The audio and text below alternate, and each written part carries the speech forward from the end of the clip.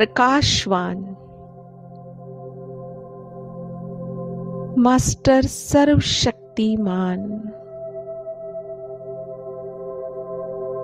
Light house आत्मा हूं।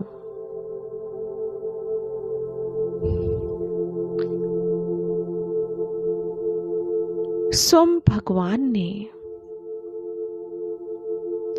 मुझे विश्व परिवर्तन के कार्य की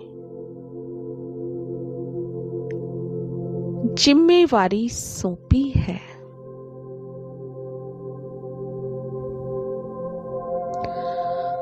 मैं लाइट हाउस बनकर अपने मस्तक से चारों ओर दिव्य प्रकाश फैला रही हूं।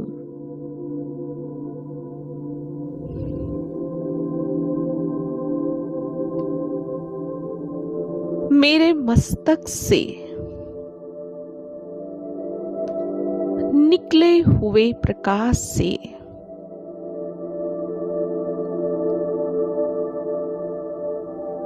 इस दुनिया के अज्ञान का अंधकार समाप्त हो रहा है।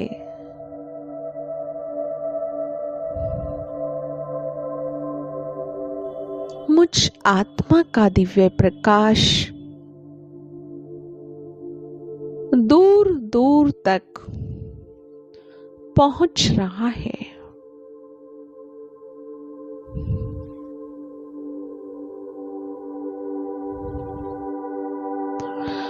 और इस दिव्य प्रकाश के रोशनी में हमारे देवकुल की आत्माएं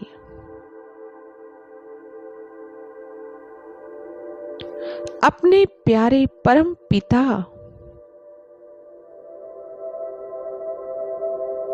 को पहचान कर अपना भाग्य बना रही है।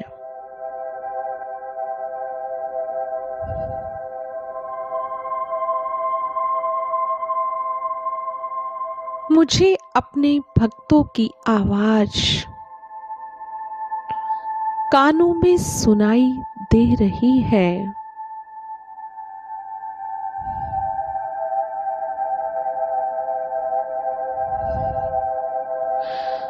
दुखी अशांत आत्माओं की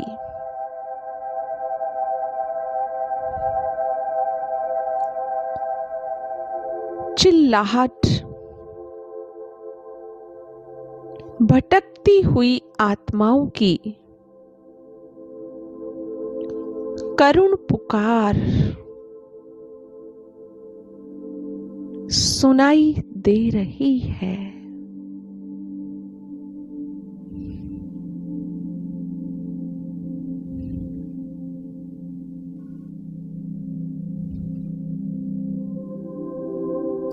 प्रकृति के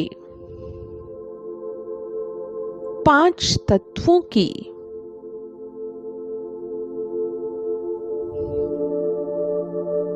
आवाज सुनाई दे रही है।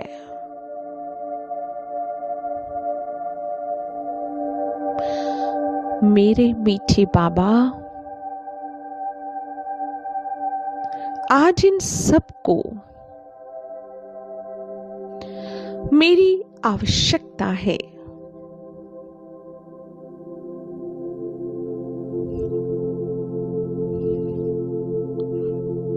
मेरे श्रेष्ठ प्रकंपन की वाइब्रेशन की इन्हें आवश्यकता है।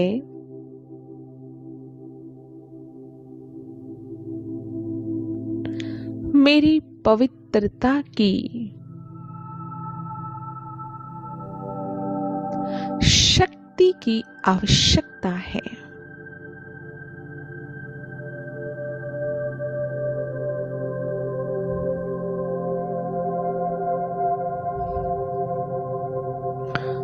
मैं अचल अडोल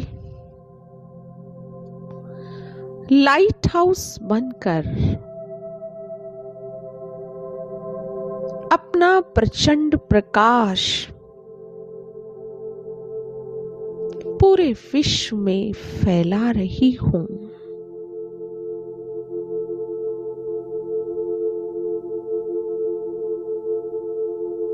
पूरे विश्व में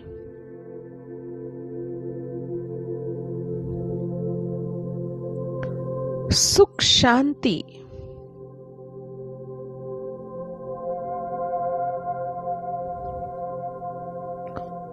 आनंद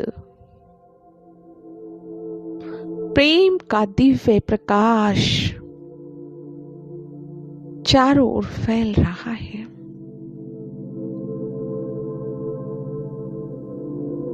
और सभी के जीवन का दुख अशांति समाप्त हो रहा है।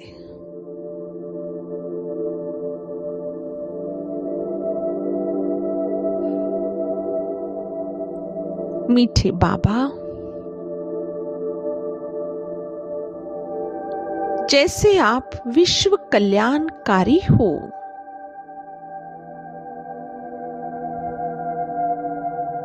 लाइट हाउस हो,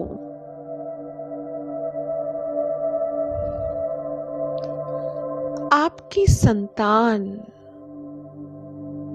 मैं आत्मा भी विश्व कल्याणकारी हूं।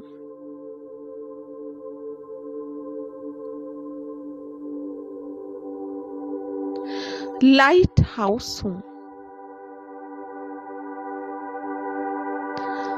मीठे बाबा,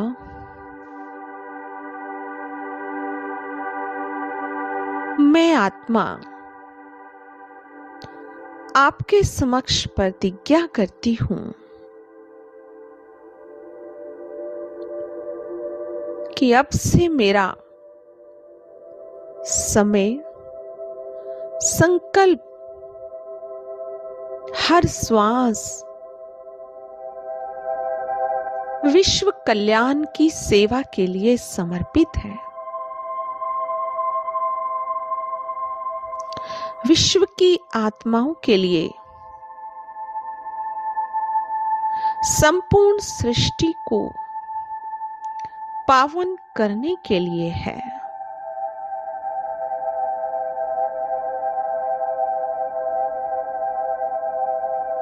मीठे बाबा, अब मैं आत्मा आपको संपूर्ण समर्पण हो गई हूं।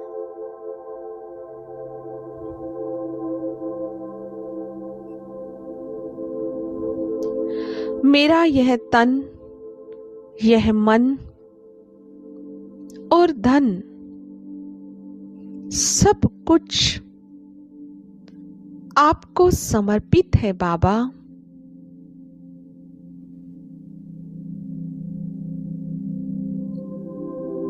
आप जैसा चाहें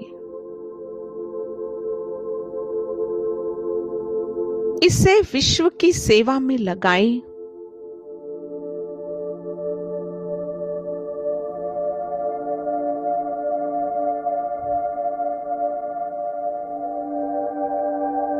प्यारे बाबा, आपने आकर मुझे वापस जाने का सही मार्ग दिखाया है।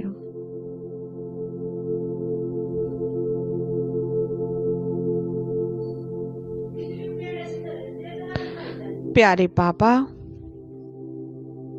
मैं इस दुख की दुनिया से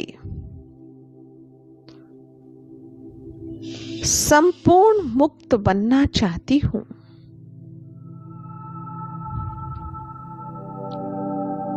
मीठे बाबा,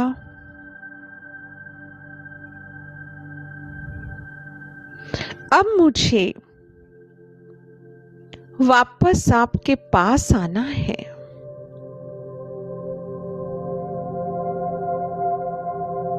मैं इस पुरानी दुनिया से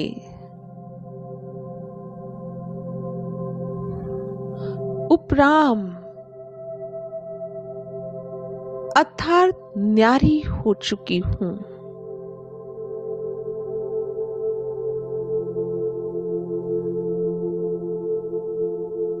अब यहाँ की कोई भी आकर्षण मुझे आकर्षित नहीं कर सकती।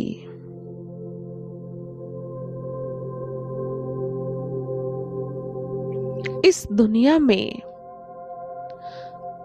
मुझे कुछ भी अच्छा नहीं लगता।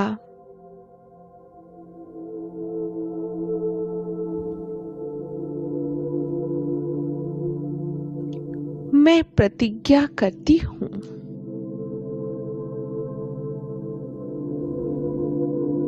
सच्चे दिल से प्रतिज्ञा करती हूं, मैं आत्मा केवल आपको ही देखूंगी।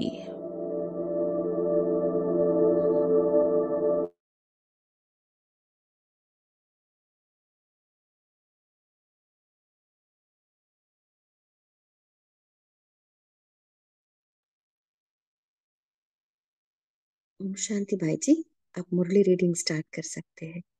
जी। ओम शांति। स्क्रीन आ रहा है ना, सबको दिखाई दे रहा है? अच्छा। हाँ जी आज भाई। आज की मुरली है 26 दिसंबर 78 की। मुरली का टाइटल है इष्ट देव की विशेषताएं। तो सदा परम पूज्य तथा आत्माओं को पुजारी से पूज्य देवता बनाने वाले शिव बाबा बोले, आज बाप दादा हर बच्चे के एक ही समय पर 4 रूपों का वंश देख रहे हैं। क्या देख रहे हैं बाबा?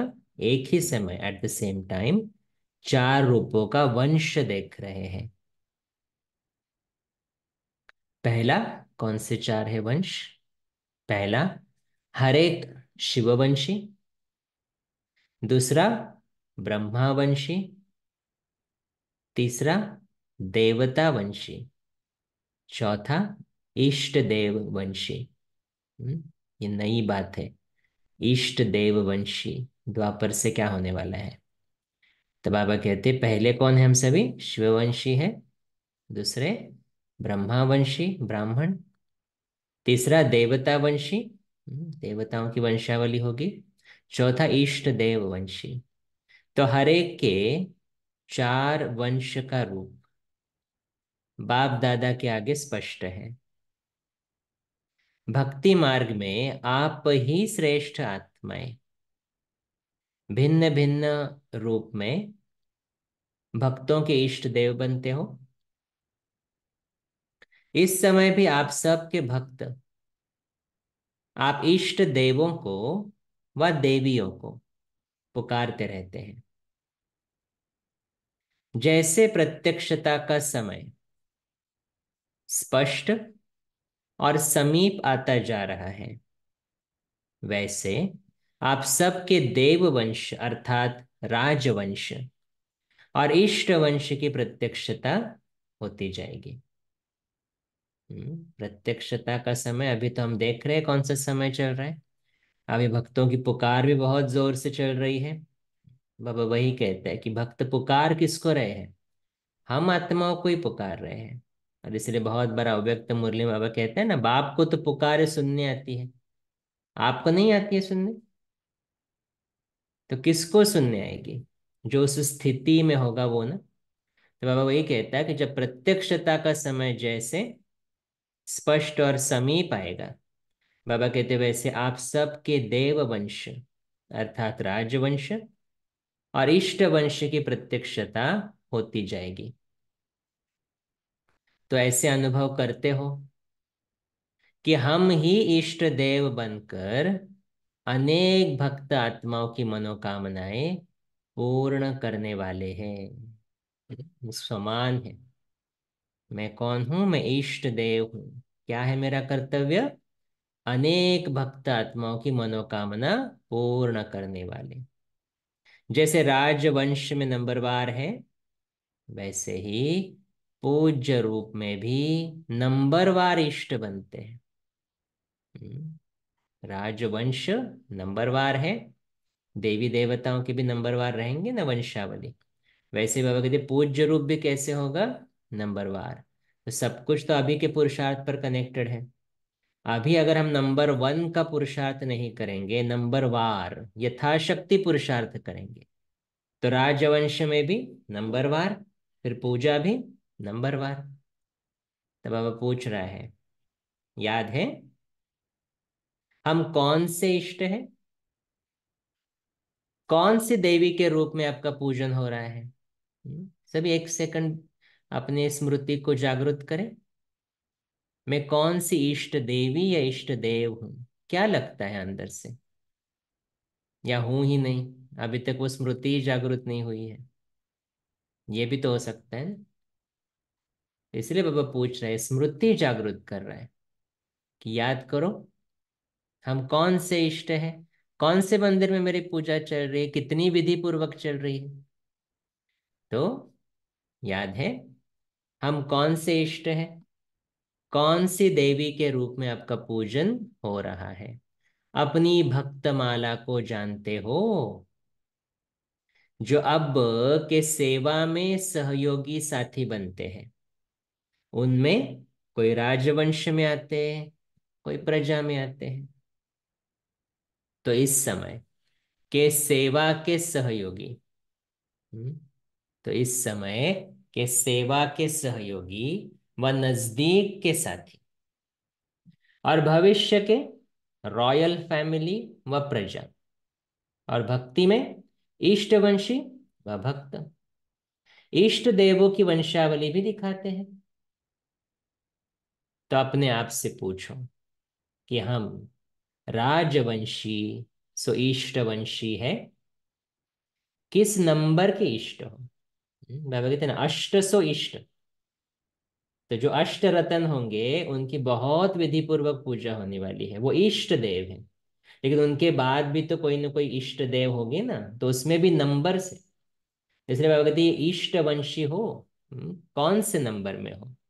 पहले 8 में हो, 108 में हो, 16,000 में हो, किसी ना किसी स्वरूप में तो पूजा होती है ना। तो इसलिए बाबा कहते हैं अपने आप से पूछो कि हम राजवंशी सो इष्टवंशी है, किस नंबर के इष्ट हो? अभी देखो नंबरवार कैसे इष्ट होते हैं। बाबा कहता कोई इष्ट देव की रोज की पूजा होती है, कोई कोई की कब कब होती है, कोई की नियम प्रमाण युक्ति युक्त रूप से होती है, और कोई की जब आया जैसे आया वैसे होती है। अभी इसका भी आधार क्या है? जो रोज बाबा को याद कर रहा है बड़े प्यार से, श्रीमद पर एक्यूरेट चल रहा है, उसकी रोज की पूजा है। जो कभी कभी बाबा को याद कर रहा है, जो कभी कभी धारणाओं पर चल रहा है, उसकी कभी कभी पूजा है। कोई नियम प्रमाण लेकिन युक्ति युक्त चल रहा है, तो उसकी उस स्वरूप में है कि नियम, जैसे बोलते हैं नेमिनाथ, कि नियम फॉलो करना है, अंदर से कुछ नहीं है, तो वैसे भी पूजा है। और फिर कोई कोई जब मन में आया किया, जब मन में आया छोड़ दिया, तो बाबा कहते उसकी वैसे पूजा है फिर। तो जैसे अभी का पुरुषार्थ, वैसे ही तो पूजा रहेगी। कोई के बड़े धूमधाम से वैरायटी वैभवों से पूजन होता है, और कोई की कभी कभी धूमधाम से होती है। कोई की भगत माला बहुत बड़ी होती है, अनगिनत संख्या के भक्त होते हैं, और कोई के बहुत थोड़े से भक्त होते हैं। लेकिन ब्राह्मण वंशी स्वराज वंशी छोटा व बड़ा इष्ट देव जरूर बनते हैं। हम्म, तो आप देखो जो भी अभी सुन रहे हैं, जो बाबा के बच्चे हैं, जिसने बाबा को बहुत अच्छी तरह से पहचाना है, जो बाबा की श्रीमत पर चल रहे हैं, ऐसे बच्चों को बाबा कह रहा है तो आप सभी भक्तों की इष्ट हो। तो ये स्वमान का हम अभ्यास करेंगे। मैं इष्ट देवी या इष्ट देव हूं। नेक्स्ट 24 आवर्स घर में भी काम करेंगे, ऑफिस में काम करेंगे, बाहर जाएंगे, कहीं पर भी कौन सा स्वमान, मैं इष्ट देव हूँ, इष्ट देवी हूँ। तो कैसी दृष्टि रहेगी मेरी? जो भी सामने आए वो भगत है, उसकी मनोकामना मुझे पूर्ण करनी है, कैसी दृष्टि रहेगी? तो कितनी सुंदर बात है। तो बाबा कहते ब्राह्मण वंशी स्वराजवंशी, छोटा व बड़ा इष्ट देव जरूर बनते, तो आप सभी भक्तों के इष्ट हो। तो बाप दादा आज सभी को इष्ट देव व इष्ट देवी के रूप में देख रहे हैं कि मेरे बच्चे कितने पूज्य हैं। अपना पूज्य स्वरूप भी सदा सामने रखो। श्रेष्ठ इष्ट देव बनने वाले की विशेष 8 बातें याद रखो। अभी इष्ट देव बने हैं, बनने वाले हैं, तो बाबा कहते ये विशेषता हमें आनी चाहिए। तो 8 विशेषताएं, जैसे अष्ट शक्तियां याद है ना, इष्ट बनने की 8 विशेषताएं हैं। उसको तो अच्छी तरह से जानते हो ना, तो अपने यादगार चित्रों में देखने से भी वो विशेषताएं अनुभव होंगी। तो इसीलिए तो मेरा मंदिर कौन सा होगा, मैं कौन सी देवी हूँ, मैं कौन सा देव हूँ, बाबा कहते ये चित्र सामने हमेशा रखो। जैसे भक्ति में होगा ना, हर किसी ने जिसने भी भक्ति की है, मेजॉरिटी ने तो की है इसी जन्म में, और इसीलिए तो बाबा कहते जो आपका इष्ट रहेगा वैसा आपको भी बनना है। तो ये यादगार चित्रों में देखो कि कौन सी विशेषता अनुभव होती है। तो ये 8 विशेषताएं हैं। पहली पहली विशेषता, इष्ट देव सदा रहमदिल होगा। कौन सा रहम? हर आत्मा को भटकने व भिकारीपन से बचाने। हर आत्मा को भटकने व भिकारीपन से बचाने का, हर एक के ऊपर रहम करेगा। अभी ये भी ध्यान देना है, अगर अगर मुझे दूसरों को बचाना है तो पहले मैं उसमें नहीं जाऊं। तो क्या मैं अभी भी भटक रहा हूं? कभी इधर कभी उधर, कभी संगम युग कभी कलयुग, कभी शिव बाबा कभी और। ऐसे तो नहीं है। क्या मुझ में अभी भी भिखारीपन है? अभी भी मांग रहा हूं मैं, थोड़ा प्यार दो, थोड़ा सुख दो, मेरी बात मानो। तो मैं इष्ट देव बनने के लायक हूँ? मैं ही मांग रहा हूँ, कैसे दूंगा फिर? तो बाबा कहते पहला चीज, पहली विशेषता क्या होगी इष्ट देवी जो बनने वाले हैं? बाबा कहते वो सदा रहम दिल होंगे। तो हर आत्मा को भटकने व भिखारीपन से बचाने का रहम, हर एक के ऊपर रहम करेगा। और निष्काम रहम दिल होगा। अंडरलाइन करना है इसको, निष्काम रहम दिल। मैंने तेरी मदद की, माना तुझको मेरी मदद करनी पड़ेगी, ऐसा रहम अच्छा नहीं है, ये स्वार्थी रहम है। निष्काम रहम दिल, मुझे सिर्फ और सिर्फ देना है, जैसे बाबा कर रहा है। हम्म। किस पर रहम और किस पर नहीं, ऐसे नहीं। अर्थात बेहद रूप में रहम दिल होंगे। ये विशेषता बहुत इंपॉर्टेंट है आने वाले समय में स्पेशली, क्योंकि कोई कोई आत्मा हमें अच्छी लगती है तो चलो इसको थोड़ा ज्ञान देते, इसकी थोड़ी सेवा करते, इसकी पालना करते। कोई अच्छा नहीं लगता है तो नहीं, मैं तो नहीं करने वाला इसकी सेवा, इसको तो कितना भी बताओ कुछ नहीं समझता है ये कहना भी जैसे उसके ऊपर रहम नहीं कर रहे हम लोग। तो बाबा कहते कैसे होना चाहिए? पहली विशेषता, बेहद के रूप में रहम दिल। उनके रहम के संकल्प से अन्य आत्माओं को अपने रूहानी रूप व रूह की मंजिल सेकंड में स्मृति में आ जाएगी। उनके रहम के संकल्प से भिकारी को सर्व खजानों की झलक दिखाई देगी। क्योंकि ये रहम माना क्या, सिर्फ दे रहा है ना ये, विदाउट एक्सपेक्टेशन, निष्काम। तो इसलिए बाबा कहते कोई कामना नहीं कि रिटर्न में मुझे कुछ चाहिए। तो बाबा कहते ऐसी आत्मा जो दे रही है उसको देख के जो मांग रहे हैं उनको भी समझ में आया कि अरे कितने खजाने हैं। तो सर्व खजानों की झलक दिखाई देगी।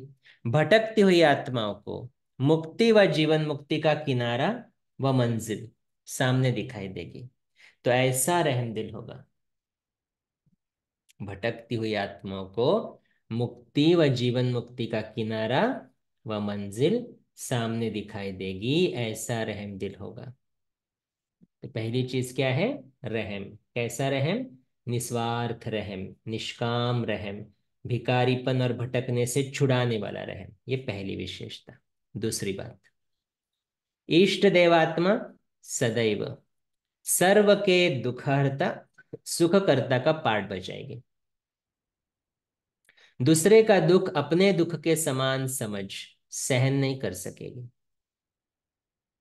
दुख को भुलाने की व दुखी को सुखी करने की युक्ति व साधन सदा उसके पास जादू की चाबी के माफिक होगा।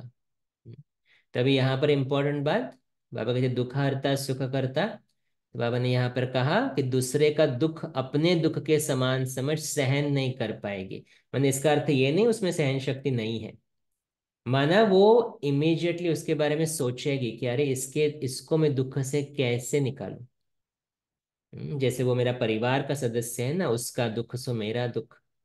तो दुख की उसको भासना नहीं आएगी, समझ में आएगा दुखी है, लेकिन वो अंदर से वो देखकर दुखी नहीं होगा। और इसीलिए उसमें उसके पास युक्ति रहेगी कि इसको दुख से कैसे निकालूं। तो दूसरा पार्ट कौन सा है? दुख हरता सुख करता। तीसरा, तीसरी बात, सदा संकल्प बोल और कर्म से प्योरिटी की पर्सनालिटी दिखाई देगी। चौथी बात, सदा स्वभाव में, संस्कार में, चलने में सिंपल लेकिन श्रेष्ठ दिखाई देगा। स्वभाव में, संस्कार में, चलने में सिंपल लेकिन सैंपल, श्रेष्ठ दिखाई देगा। तो निस्वार्थ रहम हो गया। पहली बात कौन सी थी? निस्वार्थ रहम। दूसरी, दुखहर्ता सुख करता। तीसरा, प्यूरिटी की पर्सनालिटी। चौथा, सिंपल सो सैंपल। पांचवा, पांचवी बात, जैसे आपके जड़ चित्र सदा श्रृंगारे हुए दिखाए हैं, वैसे सर्व गुणों के श्रृंगार से सदा सजे सजाए नजर आएंगे। कोई एक गुण रूपी श्रृंगार भी कम नहीं होगा। तो गुणों के श्रृंगार से सजे सजाए नजर आना माना क्या? संकल्प बोल कर्म उस गुणों के आधार पर होगा। मैं किसी के अवगुण नहीं देखूंगा, ना ही मेरे कोई अवगुण इमर्ज होंगे, सिर्फ गुण इमर्ज होंगे। तो हर वक्त, चाहे शांति का गुण है, सुख का गुण है, चाहे धैर्यता का गुण है, चाहे निर्माणता का गुण है, कोई भी गुण, वो इमर्ज रूप में सजे सजाए माना क्या? वो दिखाई देंगे, इमर्ज रूप में दिखाई देंगे। तो जैसे आपके जड़ चित्र सदा श्रृंगारे हुए दिखाए हैं, वैसे सर्व गुणों के श्रृंगार से सदा सजे सजाए नजर आएंगे। कोई एक गुण रूपी श्रृंगार भी कम नहीं होगा। छठी बात, ऐसी इष्ट आत्मा के फीचर्स सदा स्वयं भी कमल समान होंगे और दूसरों को भी कमल समान न्यारा और प्यारा बना देंगे। तो पांचवी बात हो गई गुणों से श्रृंगारित सदा। छठी बात, न्यारा और प्यारा। अभी सातवीं बात, ऐसी इष्ट आत्मा सदा स्थिति में अचल अड़ोल होगी। जैसे मूर्ति को स्थापित करते हैं, वैसे वो चैतन्य मूर्ति सदा एक रस स्थिति में स्थित होगी। तो जैसे अब देखो, मूर्ति के सामने जाकर आप कुछ भी करो, कुछ भी कहो, अच्छा कहो बुरा कहो, मूर्ति की हर्षित मुक्ता नहीं जाती, उसका वरदानी हाथ नीचे नहीं होता है। उसको आपने बोला होगा शायद, हाँ, 2 नारियल दूंगा, लेकिन एक ही लाया, तो भी उसको कुछ फर्क नहीं पड़ता है, अचल अडोल है। बाबा कहते वो स्थिति हमारी यहाँ पर होनी चाहिए कि जैसे बाहर की आत्माएं, बाहर के व्यक्ति कुछ भी कर रहे हैं, लेकिन मेरी शुभ भावना, मेरी रहम की भावना, बाबा कहते वो उसके प्रति कम ना हो। तो ऐसे पिछले बाबा कहते वो चैतन्य मूर्ति, हम आत्माएं कौन? चैतन्य मूर्ति सदा एक रस स्थिति में स्थित होगी। आठवीं बात, वो सदा सर्व के प्रति संकल्प और बोल में क्या होंगे? वरदानी होंगे। वो सदा सर्व के प्रति संकल्प और बोल में वरदानी होंगे। ग्लानि व शिकायत करने वाले के ऊपर भी वरदानी, ग्लानि करने वाले के प्रति भी वाह वाह के पुष्पों की वर्षा करने वाले होंगे। तो इसके रिटर्न में इष्ट देव रूप में पुष्पों की वर्षा ज्यादा होती है। हम्म। हम जनरली क्या करते हैं, किसी ने ग्लानि दी तो क्या हो जाता है बीच में, हमसे भी वही निकल जाता है। लेकिन बाबा कहते हैं ग्लानि करने वाले के ऊपर भी वाह वाह के पुष्पों की वर्षा। अभी वो फिजिकली नहीं वाह वाह करेंगे, वाह कितनी अच्छी गालियां दे रहे, ऐसा नहीं उसका अर्थ है। लेकिन अंदर से वो शुभ भावना है, ये ड्रामा का सीन चल रहा है, ये आत्मा ड्रामा का पार्ट बजा रही है, वाह मेरा कार्मिक अकाउंट सेटल हो रहा है, तो डिस्टरबेंस नहीं है। इसलिए बाबा कहते हैं ग्लानि करने वाले के प्रति भी वाह वाह के पुष्पों की वर्षा करने वाले होंगे। इसके रिटर्न में जितनी हम अभी वाह वाह की पुष्पों की वर्षा करेंगे, इसके रिटर्न में इष्ट देव रूप में पुष्पों की वर्षा ज्यादा होती है। महिमा करने वाले की महिमा करना ये कॉमन बात है, लेकिन ग्लानि करने वाले के गले में भी गुणमाला पहनाना, जन्म जन्म के लिए भगत निश्चित कर देना है। व साथ साथ वर्तमान समय के सदा सहयोगी बनाना निश्चित हो जाते हैं। जैसे आजकल आप विशेष आत्माओं के स्वागत के समय गले में स्थूल माला डालते हैं, तो फिर आप क्या करते हो, डालने वाले के गले में रिटर्न कर देते हो ना। ऐसे ग्लानि करने वाले को भी आप गुणमाला पहनो। वो कौन सी माला डाल रहा है, ग्लानि की माला, लेकिन हमें वही रिटर्न नहीं करनी, हमें क्या करना, गुणमाला उसके गले में डालनी है। तो गुणमाला पहनाओ, तो वो स्वतः ही आपकी गुणमाला आपको रिटर्न करेंगे। कितनी बड़ी बात है। तो जैसे बाप के हर कदम हर कर्म के गुण गाते, वैसे आप इष्ट देव महान आत्माओं के सदा गुण गाते रहेंगे। अगर मैंने गुणमाला पहनाई तो अर्थात ये देना, एक बार उसकी महिमा करना, एक बार उसके गुणों, उसमें उसको गुणों की माला पहनाना, ये देना अनेक बार का लेना हो जाता है। तो आप समझा इष्ट देव की विशेषताएं, कौन सी विशेषता थी। पहली, निष्काम रहम दिल, बेहद का रहम दिल। दूसरा, दुखहर्ता सुख करता। तीसरा, संकल्प बोल कर्म में प्यूरिटी की पर्सनैलिटी। चौथा, स्वभाव संस्कार में simple so sample.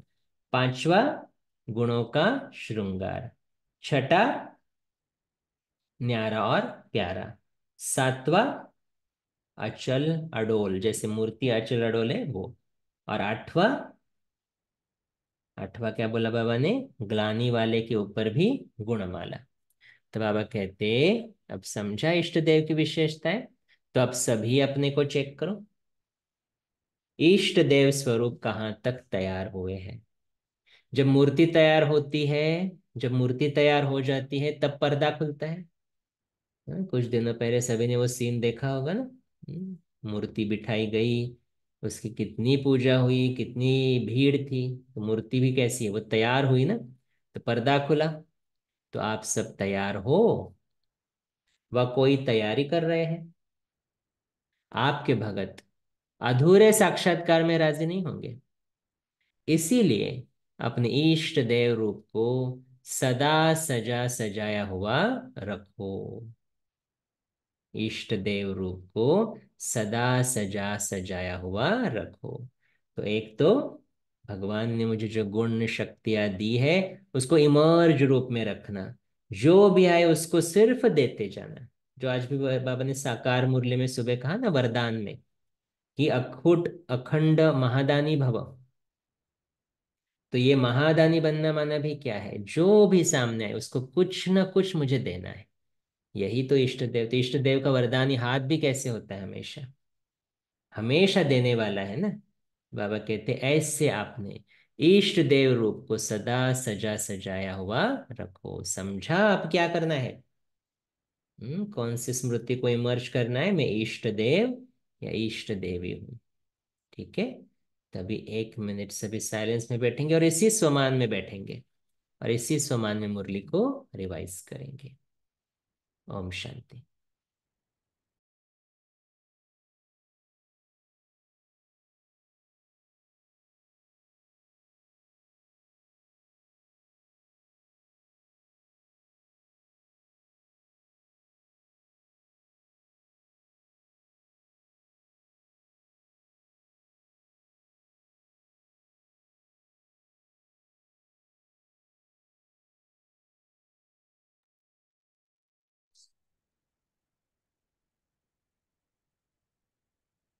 Om Shanti. Thank you भाई जी। आप सभी मुरली चिंतन शेयर कर सकते हैं।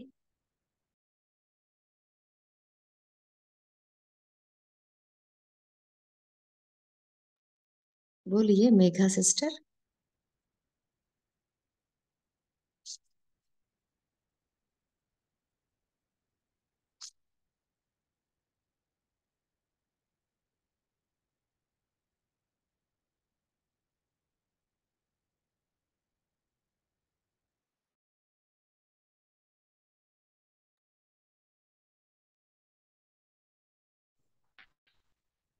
ओम शांति सिस्टर। हाँ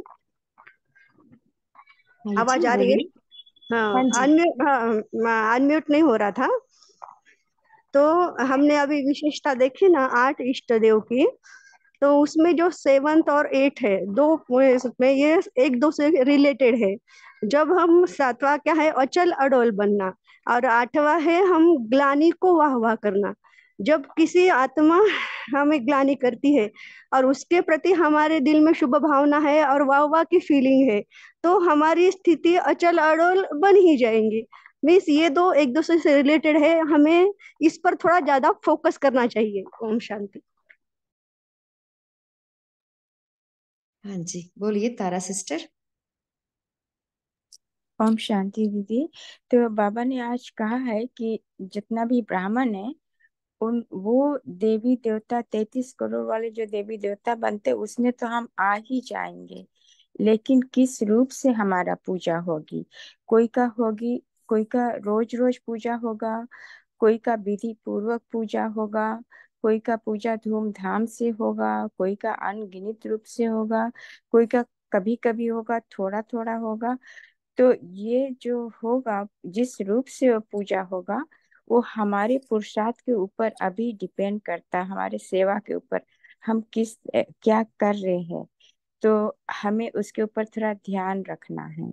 और फिर बाबा ने बताया है कि 8 विशेषता बाबा ने बताया है। तो जो पहला था निष्काम सेवा, की बेहद की सेवा, कि रहम दिल होकर हमें सेवा करना है। सर्व आत्माओं के प्रति निष्काम दिल होकर के सेवा करना है। ये नहीं कि उसमें कोई स्वार्थ भाव से सेवा नहीं करना है, निष्काम होकर के। और हमें लास्ट डालना भी बहुत ही अच्छा लगा कि ग्लानि देने वालों को आ, गले लगा करके इस तरह से सेवा करना, तो आपके भक्ति बन जाएंगे। ओम शांति। बोलिए दीप्ति सिस्टर। जी ओम शांति। मैं ये बोलूंगी दीदी कि मेरा ये पुरुषार्थ बहुत टाइम से चल रहा था कि कोई कैसी भी आत्मा हो, कई बार कड़े कड़े हिसाब होते हैं, लेकिन मैं उसके लिए शुभ भावना और शुभकामना ही दूं। तो आज बाबा ने इतना अच्छा एक एम दे दिया है कि आपको बनना क्या है और उस बनने के लिए आपको क्या करना है। कि कोई ग्लानि भी कर रहा है, आपने रहम देना है, आपने उसको सब अ, कोई शिकायत नहीं करनी है। आपके ग्लानि देने वाले को भी आपने पुष्पों की माला पहनानी है। तो जो माला आप पहनाओगे, फिर वो ही माला आपको भी वो पहनाएंगे। पर उससे भी बड़ा बाबा ने एक एम सामने दे दिया है कि आप बन क्या रहे हो, उसकी यादगार फिर से बता दिए। ओम शांति।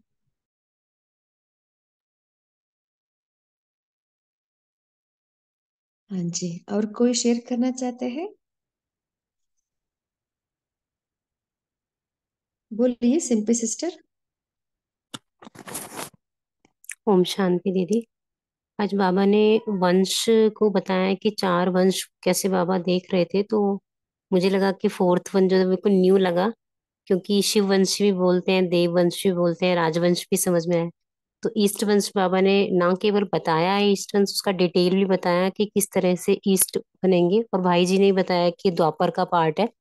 मुझे ये बिल्कुल न्यू लगा। और लास्ट वाला जो बाबा ने 8 विशेषता बताई है, अभी प्रैक्टिकल लाइफ में हम ले तो बहुत जरूरी है कि हम लास्ट वाली धारणा को विशेष प्रैक्टिकल में लाएं। और उसमें बाबा ने स्पेशली बताया कि क्यों ऐसा करते हैं, तो उसका क्या बेनिफिट्स होता है, क्योंकि आत्माएं तो आती हैं हमारे सामने सभी का, लेकिन हमारी स्थिति खराब हो जाती है जब कोई ग्लानि करता है, तो वो नहीं होनी चाहिए। और उससे फायदा ये होगा कि वो अभी वर्तमान में ही सहयोगी बन जाएंगी।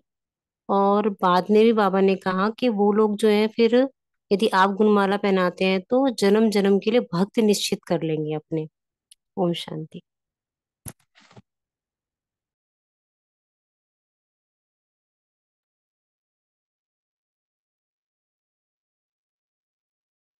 और कोई शेयर करना चाहते हैं? ओम शांति दीदी, मेरा एक प्रश्न ये है कि शिववंशी वो होते हैं जो शिव की पूजा करेंगे, ब्रह्मावंशी ब्रह्मा की, देवतावंशी देवता की। तो इष्ट देव क्या होते हैं एग्जैक्टली exactly? क्योंकि मैं बहुत ज्यादा इस जन्म में भक्ति मार्ग में बहुत ज्यादा नहीं चली, तो अगर कोई ये समझा सके कि देवता और इष्ट देव में फर्क क्या होगा। ओम शांति।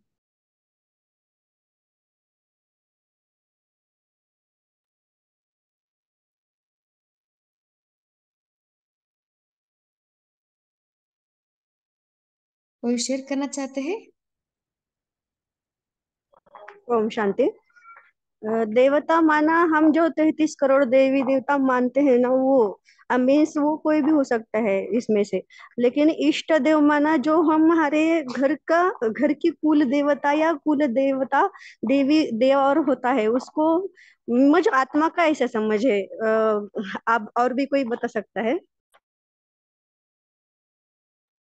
बोलिए ज्योति सिस्टर। ओम शांति। आशीष भाई जी, आप इसका आंसर देंगे क्या? मेरा भी एक क्वेश्चन है। ओम शांति। जी। तो यहाँ पर वंशावली का अर्थ माना जैसे डायनेस्टी रहती है ना, तो शिव बाबा के तो सभी बच्चे तो सभी शिववंशी हो जाएंगे। उसमें से गिने चुने बच्चे जो एक्चुअली शिव बाबा को पहचानेंगे ब्रह्मा द्वारा, वो ब्रह्मावंशी ब्राह्मण बन जाएंगे। फिर ब्रह्मावंशी ब्राह्मणों में से जो आत्माएं बहुत अच्छा पुरुषार्थ करेंगी, श्रीमत पर चलेंगी, वो राजवंशी या देवता वंशी बन जाएंगे। और उसमें से फिर बाबा कहते हैं जिन्हों का अच्छा पुरुषार्थ है वो इष्ट देवों में भी नंबर बन जाएंगे, वो है इष्टवंशी। तो इष्टवंशी माना कोई लक्ष्मी नारायण की पूजा देखो बहुत जगह पर होती है, श्री कृष्ण राधे की पूजा बहुत जगह पर होती है। कोई कोई होते हैं जो देवी देवताएं, उनकी पूजा बहुत कम होती है, कोई कोई एक ही मंदिर रहेगा। तो इष्ट देवताओं में भी वंशावली अगर देखी जाए तो उसमें नंबर कम वाले हो जाएंगे ना, तो वो है इष्ट वंशी। इसलिए तो बाबा ने कहा ना कि इष्ट देवों में जो वंशावली है उसमें आपका नंबर किधर है। तो नंबर 1 तो राधे कृष्ण है, अभी गणेश की भी पूजा हो रही है। तो अगर मैंने संगम युग पर विघ्न विनाशक का पाठ बहुत अच्छा बजाया है कि मेरे सामने कोई विघ्न टिकता ही नहीं है, मैं खुद के नहीं दूसरों के विघ्न भी चुटकी में मिटा देता हूँ, तो मेरी गणेश के रूप में भी पूजा हो सकती है। अगर मुझ में इतनी शक्तियां है कि मेरी शक्ति से मैं अपने भी सभी आसुरों को विनाश कर रहा हूँ अपने अंदर के, और एट द सेम टाइम दूसरों को भी शक्तियों का दान दे रहा हूँ, तो शक्ति के रूप में मेरी पूजा होगी। लेकिन कौन सी शक्ति? अगर मुझ में कोई शक्ति कम है तो मेरी पूजा में भी थोड़ी कमी आ जाएगी, तो इष्ट देव की वंशावली में मेरा नंबर नीचे आ जाएगा, तो वो है इष्ट देव वंशी। ये ठीक लगा ज्योति बहन? तो हाँ सब जी। कुछ सब कुछ अभी के पुरुषार्थ पर डिपेंडेंट है। तो पुरुषार्थ में सबसे ज्यादा अटेंशन कहाँ देना है हमें? अपनी स्थिति के ऊपर, जिसको बाबा ने आज कहा ना, बाबा ने एक एग्जाम्पल दिया, ग्लानी वाले के ऊपर गुणों की माला पहनो, ये एक एग्जाम्पल है। लेकिन अचल अडोल बनने के लिए और भी बहुत सारी परिस्थितियां हैं। किसी का शरीर छूट गया मेरे घर से, अचानक अचानक शरीर छूट गया, क्या उस वक्त मैं अचल अडोल रह सकता हूँ? मेरे मन के खिलाफ सब लोग आज काम कर रहे हैं, क्या अचल अडोल रह सकता हूँ या स्थिति ऊपर नीचे हो रही है? क्या उस वक्त भी मेरी रहम की भावना उतनी अच्छी है उस आत्मा के प्रति? तो ये सब कुछ डिपेंडेंट होता है हम कौन से नंबर में देवता बनेंगे। जिस नंबर में देवता बनेंगे उसी अनुसार मेरी इष्ट देव की वंशावली में पूजा होगी। ठीक है। तो ओम शांति भाई जी, तो देवता की वंशावली इज इष्ट देवता। देवताओं की वंशावली एक है जो माना उनका फैमिली पाथ रहता है ना, जैसे लक्ष्मी नारायण उसके बच्चे होंगे, उसकी वंशावली हो जाएगी ना, फिर हम इनके कुल से आ रहे हैं ऐसे वाले। लेकिन उसमें भी कोई कोई आत्माएं जो होंगी उनकी तो बहुत अच्छी तरह से पूजा होगी ना, तो वो इष्ट देवों की ये कहीं ना कहीं मैपिंग है सब जगह पर। अभी का पुरुषार्थ इज इक्विवेलेंट टू सत्युग का पद, इज इक्विवेलेंट टू मेरा पूजा। सब कुछ अभी से कनेक्टेड है। तो इसलिए तो कहा ना, अगर अमृत वेला आप बहुत अच्छी कर रहे हो, नेमीनाथ बनकर नहीं कर रहे हो, बहुत अच्छा, आप सुबह सुबह उठते हो, फ्रेश होकर बैठते हो, बाबा को बहुत अच्छी तरह से याद करते हो, बड़े प्यार से बाबा को याद कर रहे हो, विदाउट फेल कर रहे हो, तो बाबा ने ये बताया है अव्यक्त मूल्य, तो आपका पुजारी भी एक्यूरेट उस वक्त मंदिर खोलेगा, एक्यूरेट आपकी पूजा होगी। तो सब कुछ डिपेंडेंट है अभी के पुरुषार्थ के ऊपर। ओके। तो देवताएं तो ओम शांति भाई जी, देवताएं तो सतयुग में रहते हैं, और इष्ट देवता है, और हम्म। इष्ट का तो द्वापर से स्टार्ट होता है ना भाई साहब द्वापर उनका। से। जी। लेकिन द्वापर से जो स्टार्ट हो रहे हैं ना, तो वो कहाँ की मेमोरी है? सत्युग की तो मेमोरी है ना। और देवताओं की पूजा करने वाले भी कौन? वही देवता है जो खुद को भूल चुके हैं। तो द्वापर में किसका अच्छा। यादगार होगा? जो सत्युग और त्रेता में होकर के, उन्हीं का तो यादगार है। इसीलिए वो कनेक्शन में है। हाँ भाई जी। देखो जैसे होता है, जैसे हमारे घर से कोई व्यक्ति ने शरीर छोड़ दिया, तो उसका फोटो हम अपने घर में रखेंगे क्या? नहीं रखेंगे। किसी और के घर का फोटो नहीं रखेंगे हम अपने घर में।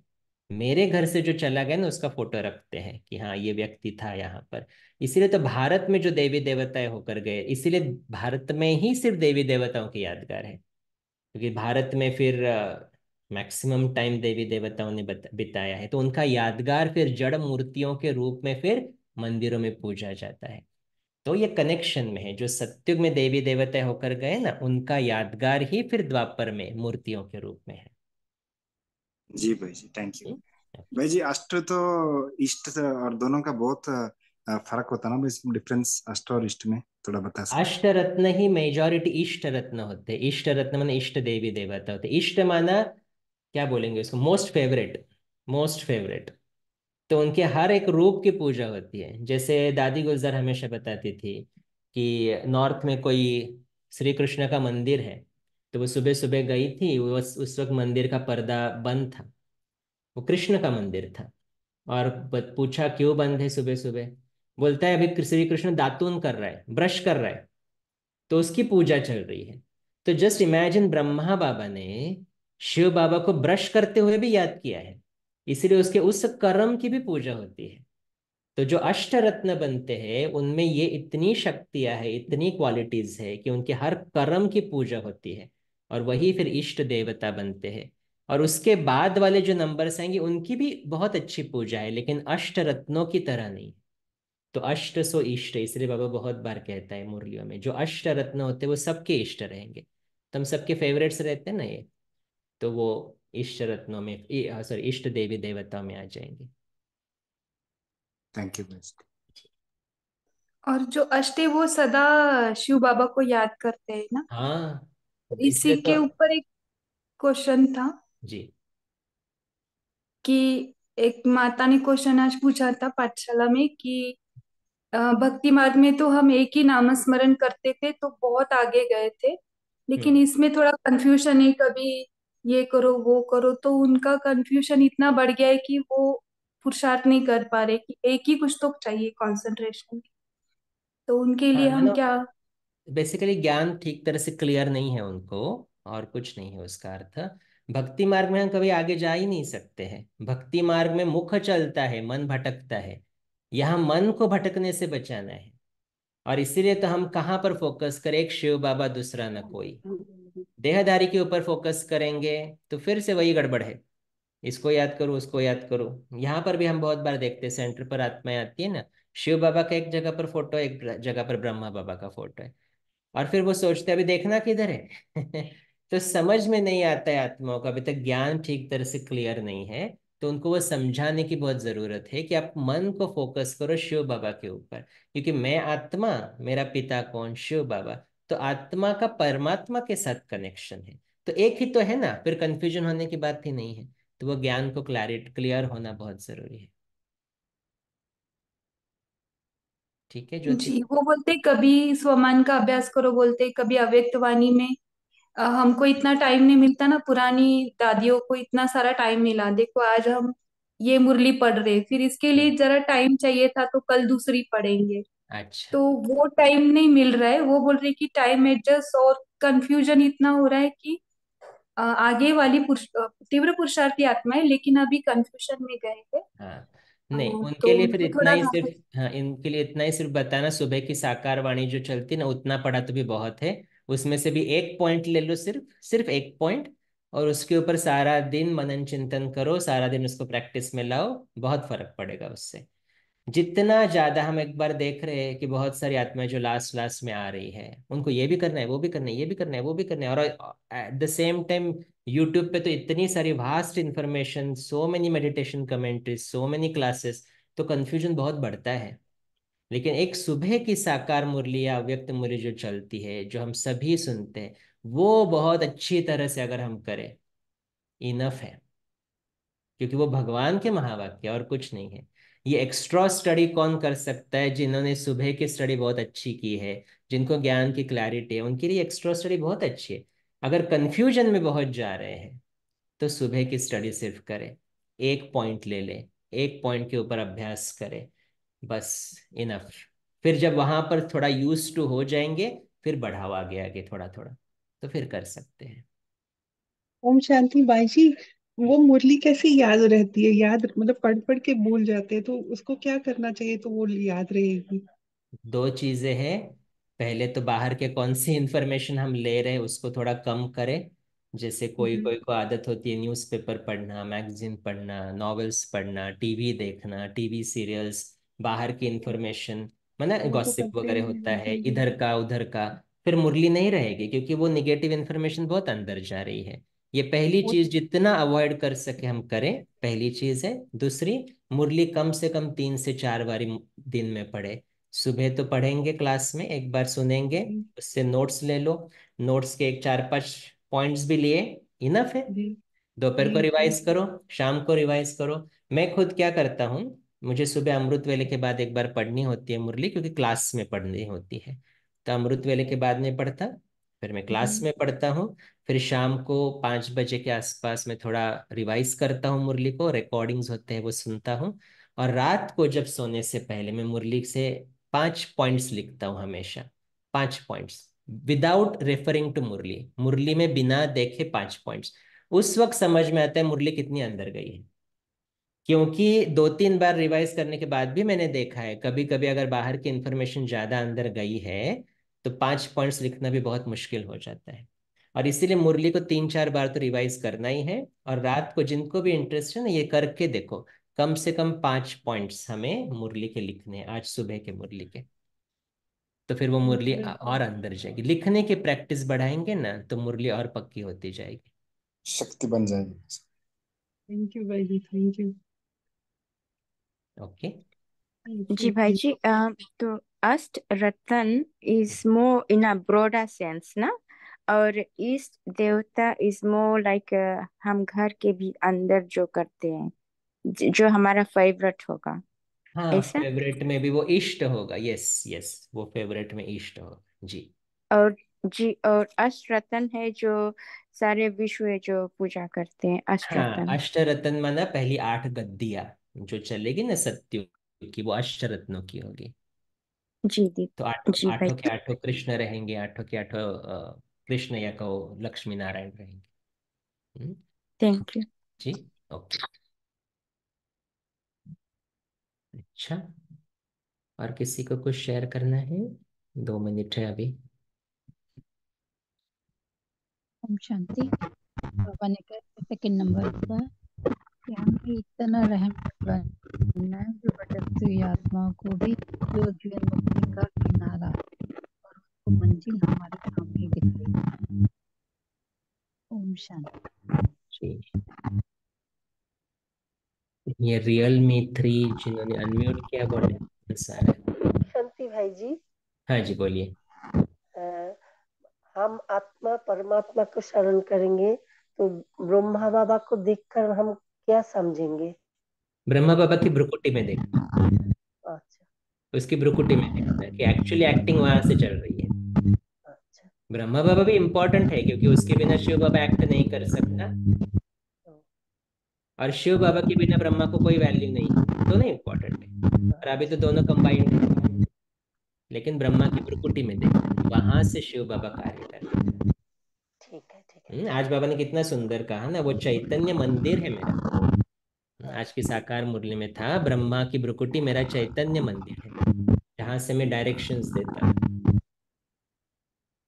ठीक है ठीक है। ओके, अच्छा। ओम शांति। भाई जी आप होमवर्क दे सकते हो और योग जी, भी करा सकते होमवर्क आज हम वही करेंगे। नेक्स्ट 24 आवर्स ये स्वमान की अभ्यास करेंगे। मैं इष्ट देव या इष्ट देवी हूँ, तो मेरी रहम की भावना सबके ऊपर रहे, सबको सुख और सुख करता दुख हरता बनकर सभी को दुखों से मुक्त करे, श्रीमत पर चलकर सबकी मनोकामनाएं पूर्ण करे और अचल अड़ोल स्थिति में रहे। तो मैं इष्ट देव या इष्ट देवी हूं, ये होमवर्क करेंगे सभी स्वमान का अभ्यास नेक्स्ट 24 आवर्स। ठीक है, तो अभी 3 मिनट हम योग करेंगे। चलो लेकर चलो,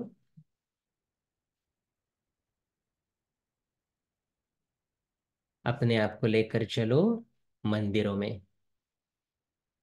मैं आत्मा अपने मंदिर में पहुंच जाती हूँ। अपनी मूर्ति को देखो, वहां पर कैसे विधिवत पूजा चल रही है। आरती, मंत्र उच्चारण, कितनी पवित्रता के साथ उस मंदिर को रखा गया है। अब मैं आत्मा उस मूर्ति के अंदर प्रवेश करती हूँ और उस मूर्ति की आंखों से देख रही हूँ अपने सामने हजारों भक्त है।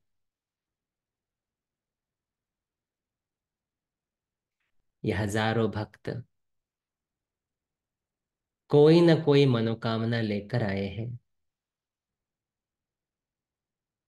मैं गुणमूर्त आत्मा, बेहद की रहम दिल आत्मा, मास्टर सुख करता दुख हरता आत्मा, अब शिव बाबा को याद कर रही हूं उसी मूर्ति में बैठकर। बाबा को कहे, बाबा ये सभी भक्त मेरे सामने हैं, लेकिन ये याद तो आप ही को कर रहे हैं। ये तो आपके बच्चे हैं। बाबा आप मुझ आत्मा द्वारा इनकी सभी मनोकामना पूर्ण कर देना। और विजुलाइज करें, परमधाम से शिव बाबा की शक्ति की किरणें मुझ आत्मा पर, इस मूर्ति पर पड़ रही है। मेरी आंखों द्वारा, मेरे वरदानी हाथों द्वारा सामने खड़े हुए सभी भक्तों को वो शक्ति की किरणें मिल रही है। हर एक भक्त भाव विभोर हो रहा है।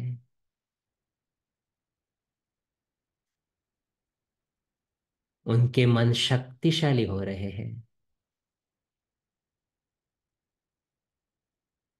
मेरे एक दर्शन से उनको शक्तियों की अनुभूति हो रही है। उनकी मनोकामना पूर्ण हो रही है।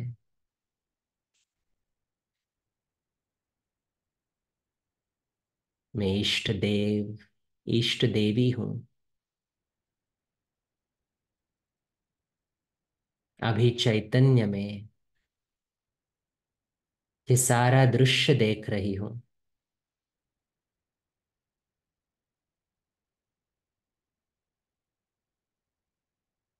अब भक्तों की मनोकामना पूर्ण करते, उनको शक्तियों से भरपूर करते, अब वापस अपने साकार शरीर में लौट आए। लेकिन स्मृति यही रहे कि मैं इष्ट देव, इष्ट देवी हूं। तो मुझे हर एक आत्मा को श्रीमत के अनुसार सुख, शांति, पवित्रता का दान देना है। सिर्फ यही स्मृति रखनी है, मैं इष्ट देव, इष्ट देवी हूं। ओम शांति।